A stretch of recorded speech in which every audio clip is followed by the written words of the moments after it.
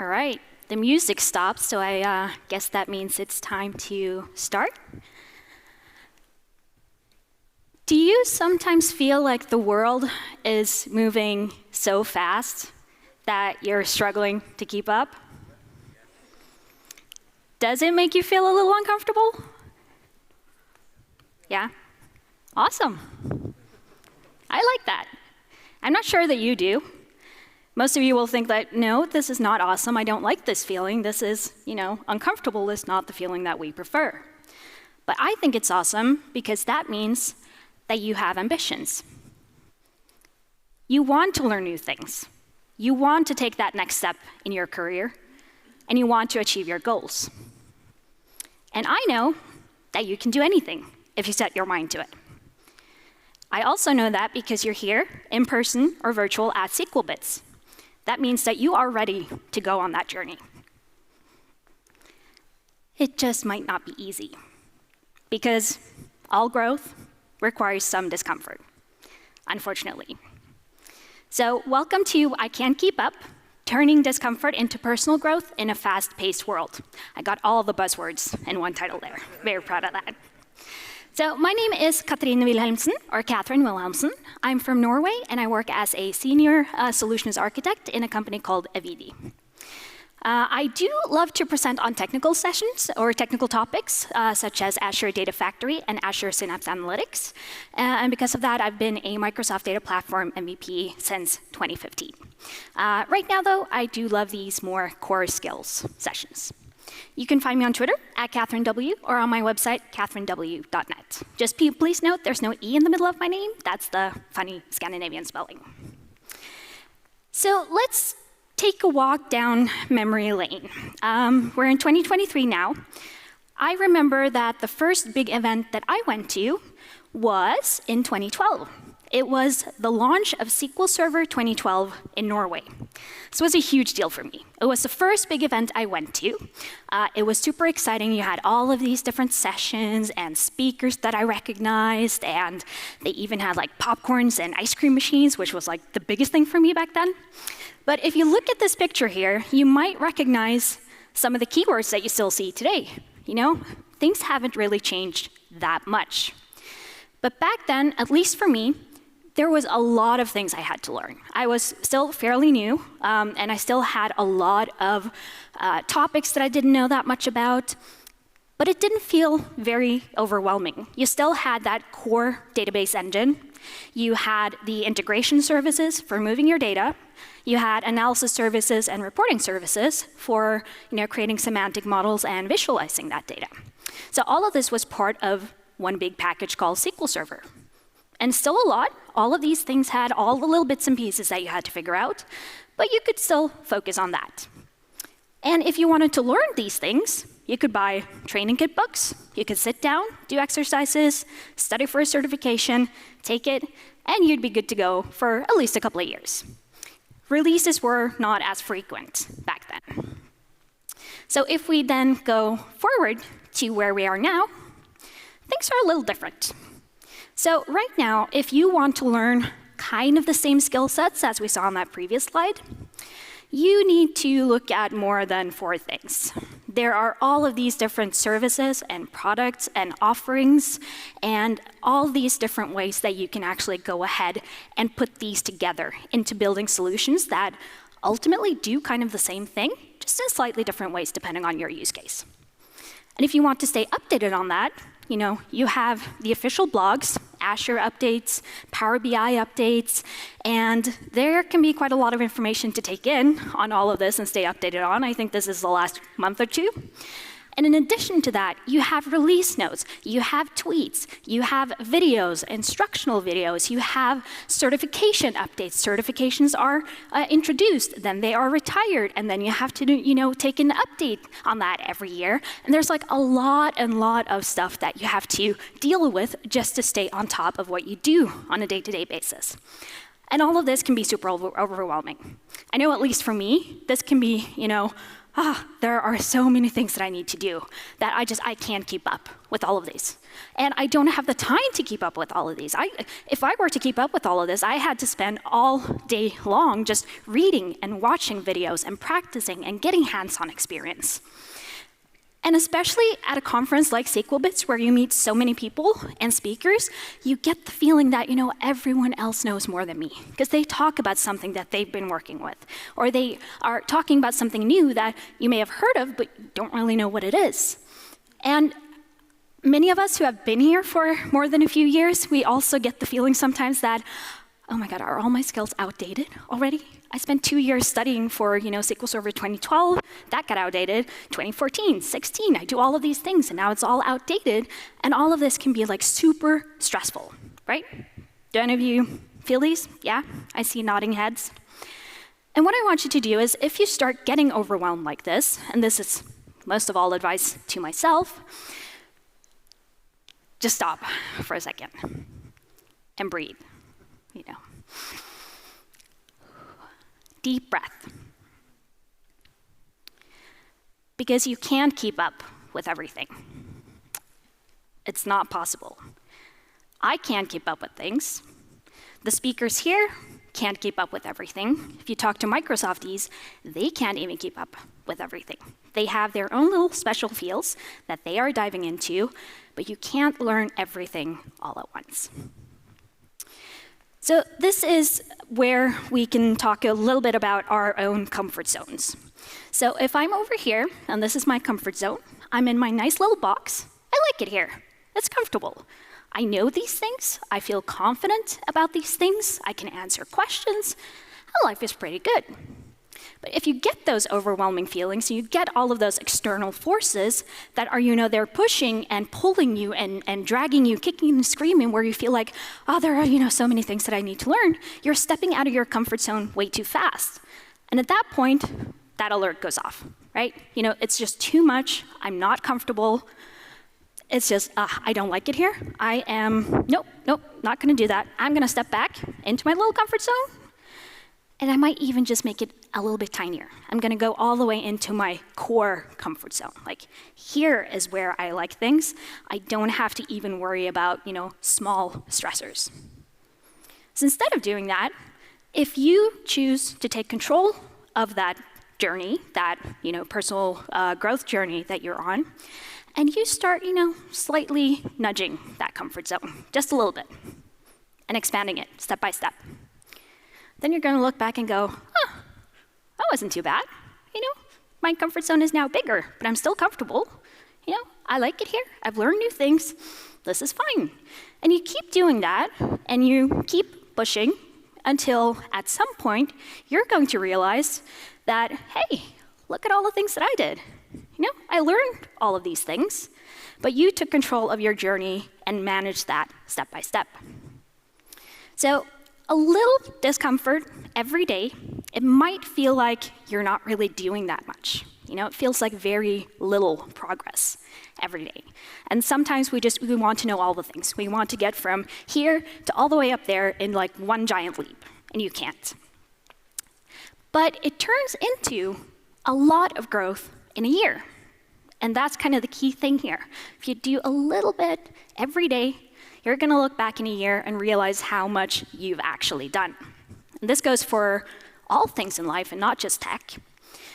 So a few little tips and tricks on how to do that. And I'm assuming that many of you will leave this session and go like, yeah, that's just common sense. But let's structure it, get it into some nice slides, and see if that can make it easier for you to kind of go back and go, yeah, that's common sense. I'm going to go ahead and do that. So first of all, you need to learn how to prioritize. You need to figure out what is actually important to you to focus on. So here at SQL Bits, for example, you hear all of these cool new shiny things and topics, and you want to learn and hear more about them. You have SQL Server 2022, you have Power BI, maybe you hear something about Power Apps and you go like, oh, that's kind of cool and shiny, I want to get my hands on that.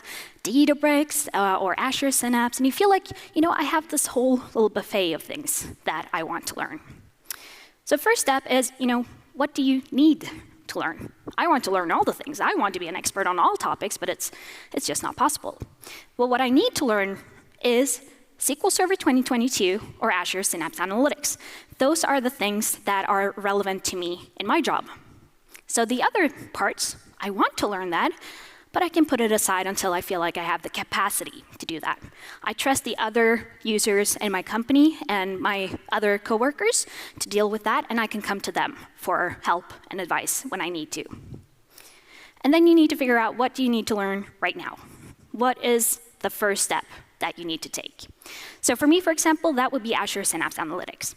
We're not going to upgrade to SQL Server 2022. We don't have the capacity or the budget for that, but we are starting to look at new features and new capabilities in Azure, for example. So now I have my priority. The next step is to break down your goals. I want you to, for yourself, define some milestones and tasks. No estimation necessary, just like, you don't have to, figure out how much time or how much this is going to cost, but just do this for your own sake. And figure out for the thing that you want to prioritize, is it important that you get to the point where you can explain the basics, basic concepts, you can have a conversation about the features and capabilities. Is that enough for you in your role? Or do you need to go a little bit deeper? Do you need to actually figure out how to configure the basics and learn all of these little settings and knobs that you have to turn? Or do you actually have to dive real deep into something and learn how to optimize the performance and tune something and reduce costs? If you have this little checklist, it's also easier to check in once you get to that point that, oh, yeah, I actually learned this part. Now I learned this part, and finally we're here where my ultimate end goal was. And then I want you to block out your calendar. I want you to figure out how much time do you actually have to spend on this thing. Maybe you're fortunate and you have an employer and you have the life that enables you to sit down for maybe an hour every day. Maybe it's during lunch, maybe it's during your workday or at night. If you can block out 1 hour every day, you can do a lot in a year. But you might not be able to do that. Maybe you can set aside 4 hours per week, maybe Saturday, Sunday morning before the rest of the family wakes up, or maybe you can't even do that. Maybe all you have is like 1 day every month. I can set aside this Sunday while the rest of the family is out doing their thing, and I can actually focus on this thing because I need a larger block of time to really dig into things to learn them. And I want you to block out your calendar in your calendar. Not just mentally, but put it in your calendar with a reminder, a start and a stop time. Because that also means that you are kind of committing to that. It's not just, I'm going to do this thing at some point. It's right there in your face. And then when you get to that block of time that you want to work on, I want you to stay focused. I want you to work on a single task at the time. No multitasking. None of us can do that. I don't believe you if you say that you can. You're not going to get that deep learning if you multitask. So turn off your phone and notifications for that 1 hour and sit down and really focus on something. Remove the distractions. And the key thing here is stop when the time is up. If you set aside 1 hour, 4 hours, or a day, stop when the time is up. Even if you get to that point where like, oh, but I really want to figure this out, or I'm almost there, stop and go back to it the next block of time that you have, because that makes you motivated to continue. It makes it, a fun challenge and not a chore that you just have to slog through. And I need you to think about, how do you really optimize the learning for yourself? So first step in that is, how do you take in new information? Do you learn by reading something, reading a blog post, an article, or maybe a book? Is it actually seeing those words and reading them the way that you take in information? Or is it easier for you to watch a video? Is it easier for you to watch someone else talk about it or actually do it? Or is it easier for you to listen while you're on a daily walk, or you're exercising or cooking or cleaning or doing something? Just having something to listen to while you do something with your body that enables you to focus more on what you're actually listening to. So figure that out for yourself. And then see, how do you turn that information, that flow of information in to actual knowledge? Are you one of the lucky ones who can, read, listen, watch something and then you just know it? I envy you, by the way, if you're fortunate enough to do that. Do you have to replicate it? Do you have to try it yourself and actually click the button and turn the knob? Or are you like me, you really need to practice this in an actual use case? And you have to do it multiple times in different ways and kind of get that hands-on experience. And once you've done that, this is the step that most of us don't do. We listen, we read, we take it in, and we know it, and it just stops there. But I also want you to figure out how can you deepen that understanding. And one of the best ways to do that is to share it with someone else. Find a way to explain it from your perspective in a way that others understand it. And you can do that by discussing with a coworker. You can do it in something at work. It could be by blogging or writing. And you don't have to do this on a public blog. You don't have to spin up a website for others to read. You can do this just for yourself. But the point here is to not just take notes, but to reformulate the knowledge that you have in a way that you can teach someone else. It forces you to think about this in a whole different way. Or maybe you want to take that massive leap and actually go on to speaking and teaching others what you do. You can do that maybe at SQL Bits next year. There's an opportunity there. You have a whole year to build up, the scary energy of actually getting on stage. But that's I know this is a giant leap for most people. It could just be starting with a lunch and learn at work, 10 minutes, sharing something that you've learned. But by doing that, by figuring out how do you best absorb that knowledge, how do you process it and actually learn it so it sticks, and then figure out how to deepen that knowledge by teaching it and passing it on to someone else. Figuring out that process for yourself is going to help you so much.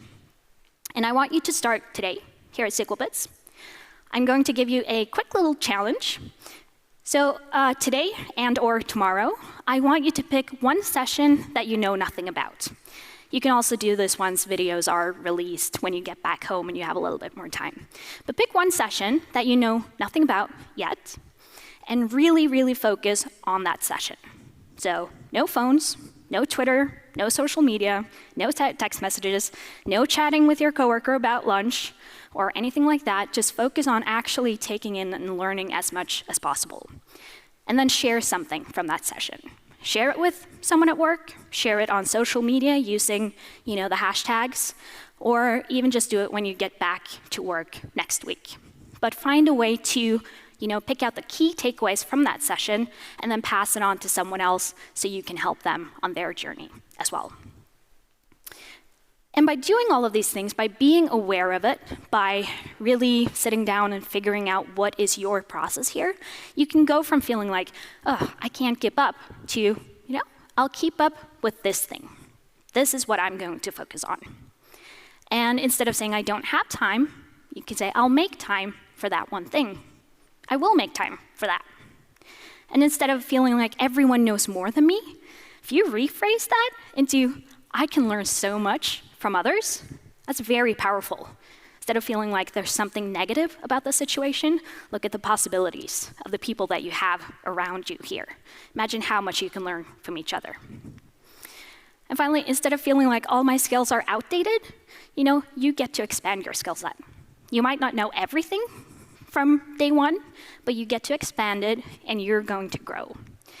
And remember that just take one step at a time. Don't take on everything all at once. It's going to be too much.